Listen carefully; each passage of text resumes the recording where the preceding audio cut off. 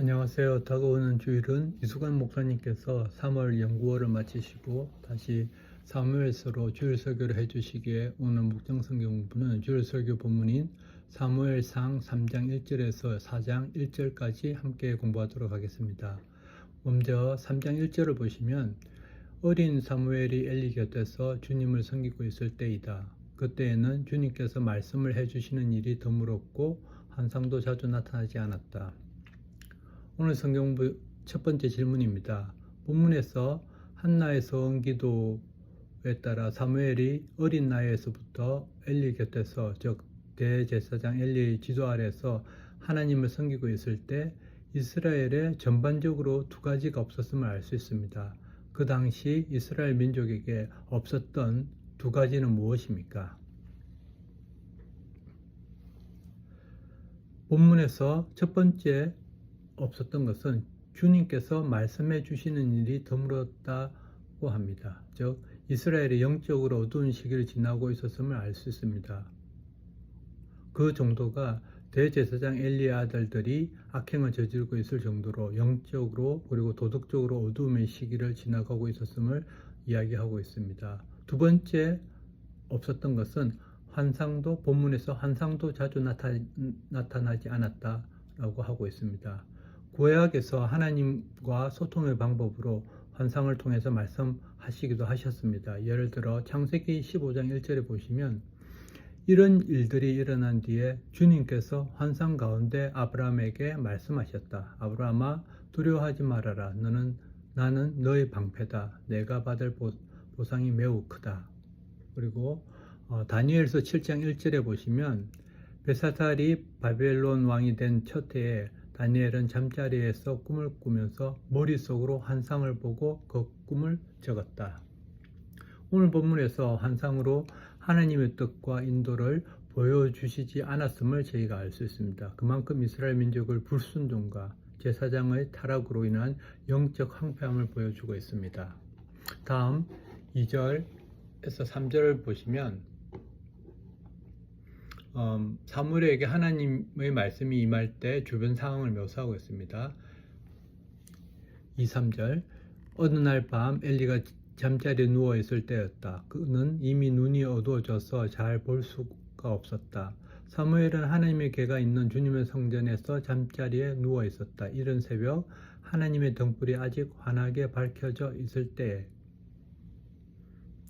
오늘 본문에서 하나님 말씀이 사무엘에게 임한 시기를 나타내는 말들이 나옵니다. 그만큼 하나님께서 사무엘에게 말씀하시는 그때가 중요함을 본문에서 암시하고 있습니다. 즉 본문에 보면 어느 날 밤, 그리고 누워 있을 때, 그리고 이른 새벽, 그리고 밝혀져 있을 때와 같이 시간을 나타나는 말들을 묘사하고 있습니다. 특별히 2절에 보시면 그 시간에 대제사장 엘리는 잠자리에 누워 있었고 또 한 가지 덧붙여서 표현되어 있는 것이 그가 이미 눈이 어두워져서 잘 볼 수 없다는 것을 말하고 있습니다. 육체적으로 잘 볼 수 없다는 것은 그만큼 대제사장 엘리가 나이가 많았음을 짐작할 수 있고 그리고 영적으로도 엘리가 제사장직을 수행하기에는 눈의 어두움을 인해서 불편하고 제한이 있을 것이라고 생각이 됩니다. 이것은 엘리의 이스라엘 지도자로서의 영적 상태와 또한 이스라엘 민족의 영적으로 타락하고 혼란스러운 시대를 암시적으로 나타내고 있습니다. 반면에 사무엘은 하나님의 궤가 있는 성전에 가까이 누워 있는 것을 대조적으로 묘사하고 있습니다. 그러므로서 사무엘은 하나님의 영적인 조명 아래 있음을 암시하고 있습니다. 그래서 언제든지 하나님 말씀이 임할 때 반응할 수 있는 가까운 거리에 있었음을 알 수 있습니다. 마지막으로 이른 새벽 하나님의 등불이 아직 환하게 밝혀져 있을 때라고 구체적으로 시간을 표현하고 있습니다.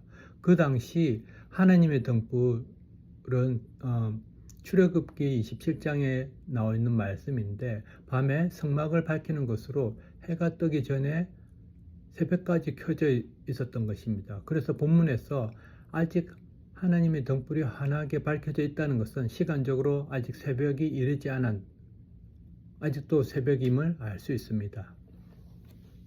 다음 4절에서 5절에 보시면 처음으로 하나님께서 사무엘을 부르시는 장면이 나옵니다.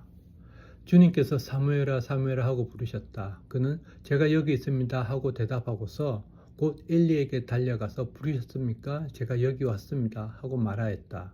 그러나 엘리는 나는 너를 부르지 않았다. 돌아가서 누워라 하고 말하였다. 사무엘이 다시 가서 누웠다. 본문 4절에서 하나님께서 먼저 주권적으로 사무엘을 부르시는 특별한 장면입니다. 왜냐하면 1절에 보았던 것처럼 그때는 주님께서 말씀을 해주시는 일이 드물었기 때문입니다. 이 부르심에 7절에 설명되어 있는 것처럼 이때까지 사무엘은 주님을 알지 못하였고 주님의 말씀이 그에게 나타난 적이 없었기 때문에 당연히 사무엘은 제가 여기 있습니다 라고 하며 엘리에게로 달려갔습니다. 이렇게 말씀을 듣고 달려온 사무엘에게 엘리는 부르지 않았다고 사무엘이 착각하고 온 것을 생각하고 돌려보냅니다. 이것은 엘리가 영적으로 무감각함을 보여주며 하나님의 음성에 열린 마음을 가진 사무엘에게 대조적으로 하나님의 음성을 듣지 못하는 엘리의 모습을 보여주며 동시에 이스라엘 영적 지도력이 엘리에게서 사무엘에게로 넘어가고 있음을 시사하고 있습니다. 다음 6절에서 7절을 보시면 하나님께서 두 번째로 사무엘을 부르십니다. 그리고 엘리는 사무엘을 다시 돌려보냅니다. 6절 주님께서 다시 사무엘아 하고 부르셨다. 사무엘이 일어나 엘리에게 가서 부르셨습니까? 제가 여기 있습니다. 여기 왔습니다 하고 말하였다. 그러나 엘리는 얘야 나는 너를 부르지 않았다. 도로 가서 누워라 하고 말하였다. 이때까지 사무엘은 주님을 알지 못하였고 주님의 말씀이 그에게 나타난 적이 없었다. 본문 7절에 알다라는 것은 하나님을 지식적으로 아는 것이 아니라 인격적으로 아는 친밀한 관계를 의미합니다. 그때까지 사무엘은 아직 주님을 알지 못하였다고 본문에서 이야기하고 있습니다. 다음 8절에서 9절을 보시면 하나님께서 세 번째로 사무엘을 부르실 때 엘리는 그 음성이 하나님의 음성임을 깨닫고 사무엘을 가르치는 내용이 나옵니다.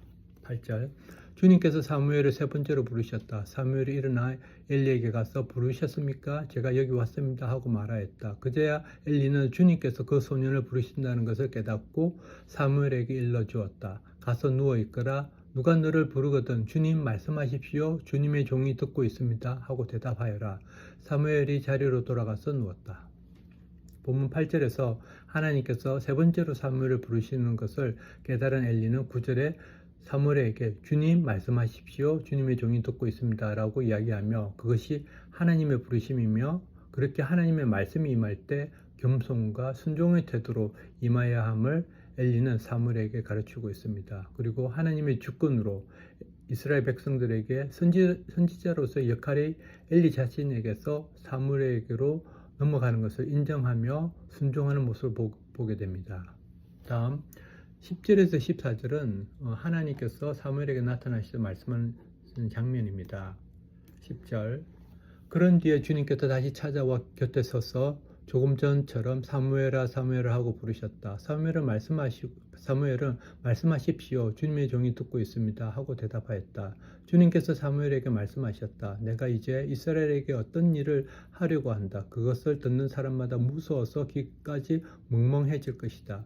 때가 오면 내가 엘리의 집을 두고 말한 모든 것을 처음부터 끝까지 다 이루겠다.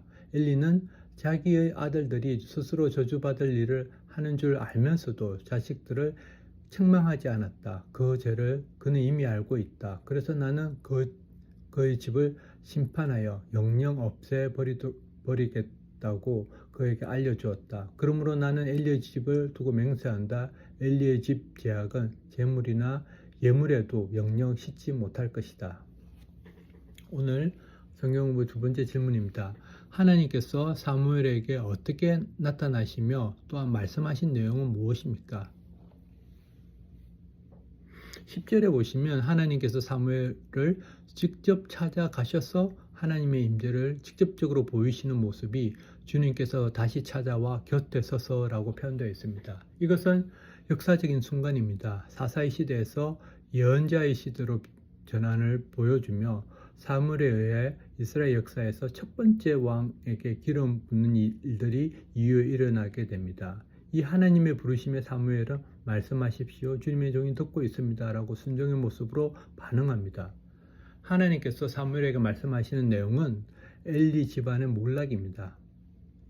특별히 하나님께서 그런 엘리 집안의 몰락의 이야기를 들었을 때 무서워서 귀까지 멍멍해질 것이다 라고 말씀하십니다. 이것은 그 이야기가 사람들에게 공포와 전율을 일으킬 만큼 심각한 것이어서 귀가 멍멍할 정도가 될 것이라고 말씀하십니다. 그 죄의 심각성을 13절에 하나님께서 말씀하십니다. 그것은 엘리의 아들들이 하나님을 두려워하지 않고 제사장 직분을 남용하였고 또 더욱더 문제가 되는 것은 엘리도 그 사실을 알면서도 묵인한 것입니다. 이 일에 하나님께서는 그 집안을 영원히 없애시겠다고 하십니다. 그리고 이스라엘 당시 예배와 속죄의식 속에서 제물이나 예물로 제사함을 받았지만 엘리와 그 아들들의 죄악은 영영 씻을 수 없을 만큼 반복적이고 지속적인 불순종의 결과임을 말씀하고 하나님께서 말씀하고 계십니다. 다음 15절에 보시면 사무엘은 아침이 밝을 때까지 누워있다가 주님의 집 문들을 열었다. 그러나 사무엘은 자기가 환상으로 보고 들은 것을 엘리에게 알리기를 두려워하였다. 본문에서 하나님의 말씀을 받은 사무엘은 다시 잠자리에 들었고 아침에 일어나 주님의 집 문들을 여는 일상의 일들로 복귀하는 모습을 보게 됩니다. 하지만 사무엘의 내면에는 자기가 보았던 환상의 내용이 엘리 가문의 몰락이기 때문에 스승인 엘리에게 알리기 두려워하고 있습니다. 다음 16절 18절은 엘리가 사무엘에게 하나님이 어떤 말씀을 하셨는지 묻고 사무엘이 대답하는 장면입니다. 16절 엘리가 사무엘을 불렀다. 그는 내 아들 사무엘아 하고 불렀다. 예, 제가 여기 있습니다 하고 사무엘이 대답하였다. 엘리가 물었다. 주님께서 너에게 무슨 말씀을 하시더냐? 나에게 아무것도 숨기지 말아라. 주님께서 너에게 하신 말씀 가운데서 한마디라도 나에게 숨기면 하나님이 너에게 심한 벌을 내리고 또 내리실 것이다. 사무엘은 그에게 하나도 숨기지 않고 모든 것을 말하였다. 엘리가 말하였다. 그분은 주님이시다. 그분께서는 뜻하신 대로 하실 것이다. 본문에서 엘리는 사무엘을 불러서 간밤에 하나님께서 무슨 말씀을 하셨는지 묻고 있습니다.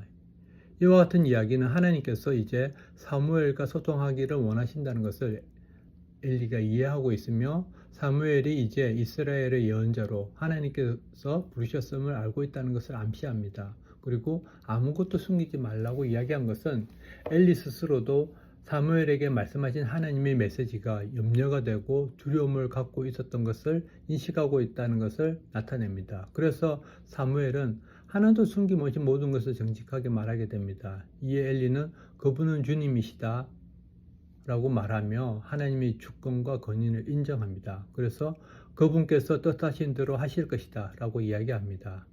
대제사장 엘리는 자기 아들들에 의한 죄악삼가 그것을 고치려고 하지 않는 자신의 죄를 인정하고 하나님의 심판을 받아들이는 모습을 보게 됩니다.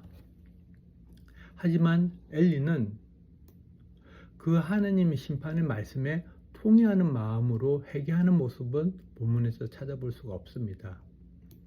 다음 19절을 보시면 사무엘이 자랄 때 주님께서 그와 함께 계셔서 사무엘의 한 말이 하나도 어긋나지 않고 다 이루어지게 하셨다. 본문에서 사무엘이 예언자로서 사역을 포괄적으로 표현하는데 그것은 사무엘의 한 말이 하나도 어긋나지 않고 다 이루어지게 하셨다입니다. 예언자의 말은 하나님의 말씀을 대언하는 것인데 그 사무엘의 말이 하나도 땅에 떨어지지 않고 일관성 있게 성취되었다는 것은 사무엘이 참 하나님의 예언자임을 확정하는 말입니다. 그러한 이유로 본문에서 주님께서 그와 함께 계셔서라고 분명히 말씀하고 있습니다. 하나님께서 사무엘과 함께 하셨다는 것은 사무엘이 하나님의 은혜와 인도하심을 받고 있었다는 것을 증명하는 것으로 성경 전체에서 나타나는 하나님의 약속입니다. 이것은 민족의 지도자인 모세와 여호수아에게도 동일하게 하나님께서 말씀하신 것입니다. 예를 들어 출애굽기 3장 12절에 보시면 하나님께서 대답하셨다. 내가 너와 함께 있겠다. 내가 이 백성을 이집트에서 이끌어낸 다음에 너희가 이 산에서 하나님을 예배하게 될 때 그것이 바로 내가 너를 보냈다는 징표가 될 것이다. 또 함께 하셨다는 내용이 여호수아에서 나타나는데 여호수아기 1장 5절 내가 사는 날 동안 아무도 너희 앞길을 가로막지 못할 것이다. 내가 모세와 함께 하였던 것 같이 너와 함께하며 너를 떠나지 아니하며 버리지 아니하겠다. 다음 20절을 보시면 20절 그리하여 단에서 브엘사바까지 온 이스라엘은 사무엘이 주님께서 세우신 예언자임을 알게 되었다. 본문에서 단에서 브엘세바까지라는 것은 이스라엘 온 땅을 나타냅니다. 단은 이스라엘의 가장 북쪽 도시이면서 요단강의 발원지이고 브엘세바는 이스라엘의 가장 남쪽 도시로 네게브 사막에 있던 도시입니다. 그래서 사무엘은 온 이스라엘에서 인정받은 예언자임을 나타내고 있는 말씀입니다. 다음 21절을 보시면 21절 주님께서는 실로에서 계속하여 자신을 나타내셨다. 거기에서 주님께서는 사무엘에게 나타나셔서 말씀하셨다. 본문에서 하나님께서는 솔로몬이 예루살렘의 성전을 짓기 전까지 실로에 있는 장막에서 나타나셨음을 알 수 있습니다. 그 실로에서 사무엘은 하나님의 말씀을 지속적으로 듣게 됩니다. 마지막으로 4장 1절을 보시면 4장 1절 사무엘은 말을 하면 온 이스라엘이 귀를 기울여 들었다. 그렇게 하나님께서 실로에서 사무엘에게 말씀하셨기 때문에 그 하나님의 말씀을 대언하는 사무엘의 말은 온 이스라엘이 귀를 기울여 들었다고 합니다. 이것은 사무엘의 영향력과 권위가 온 이스라엘 전역에 영향을 끼치고 있다는 것을 말씀하고 있습니다. 오늘 목장 성경부는 여기까지입니다. 하늘 복 많이 받으세요.